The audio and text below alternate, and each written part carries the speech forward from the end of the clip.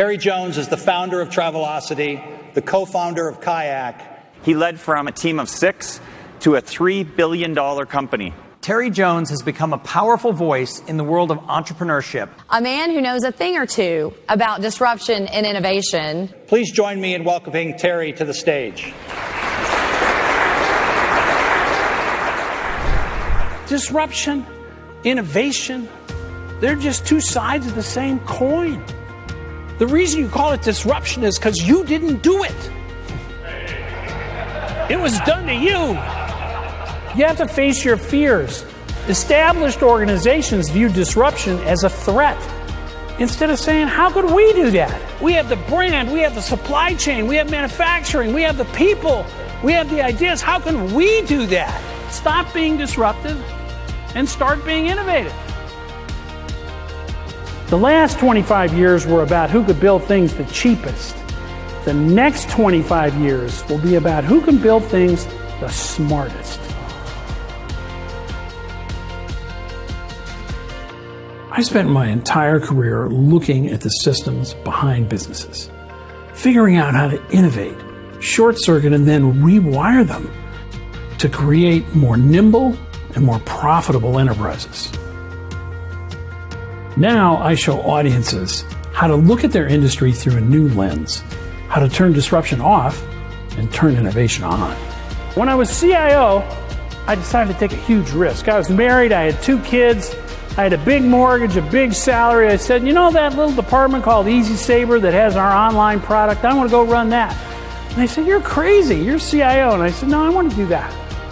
And we turned it into Travelocity and took it public for $1.2 billion. Big risk, big reward. So take the first risk.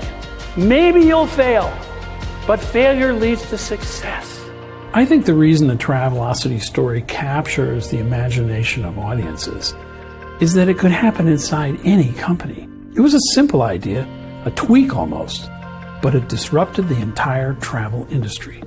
When I left Travelocity, we had 3,000 people. We took Kayak public with 220 people. We were highly profitable. We sold the company at Priceline for $1.8 billion.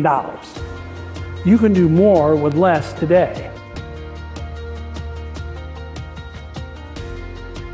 Having served on the boards of 16 companies, I've seen what happens when companies innovate and when they don't.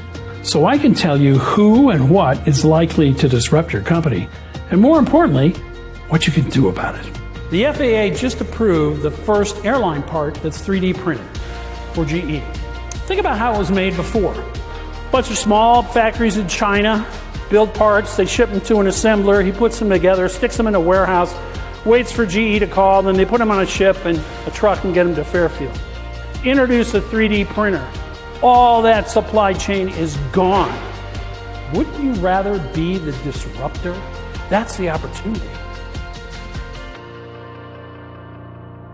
We live in a world that moves at the speed of tweets and headlines, and we simply expect that speed. We demand that speed wherever we go, which is why I've created a unique, highly visual presentation style. The combination of visuals and sound moving at high speed flows over the audience and causes them to put down their phones and open their mind. And people say, Terry, do you need to do another startup? I say, no, man, I'm on Medicare. I don't have to do a startup. I'm old. I want to do another startup. I couldn't do Hamlet 5 nights a week. I get bored. So I work hard to customize my speech for every audience. I always do research. And when I have time, I'll go to the trade show and the cocktail party to pick up those nuggets to make it unique for your audience. My goal is to give the audience a set of actions that they can take home and put to work the very next day. That's how I know my message sticks. That's how I know they're turning disruption off and turning innovation on. People say, oh, the digital world is marginalizing my business. It's reducing my margins. It's changing everything. The way to avoid being marginalized is to draw your own margins. It's to take the information you get from this conference and go home and change something. Because change is inevitable. But growth is optional. It's up to you. Thank you very much.